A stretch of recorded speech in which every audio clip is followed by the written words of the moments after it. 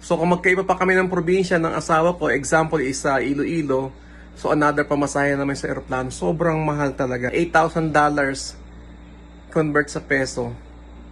100% pamasahe pa lang yun. So ganoon kamahal umuwi kung manggagaling ka rito sa Canada. Kaya hindi biro talaga yung pag-uwi sa Pilipinas. Kasi pag nandito ka at nagbakasyon ka sa Pilipinas, hindi pa rin titigil yung bills mo. Kung may sasakyan ka, may insurance yan, may mortgage mo, yung co-apartment mo, magbabayad ka pa rin dyan, yung mga personal insurance nyo, and so on.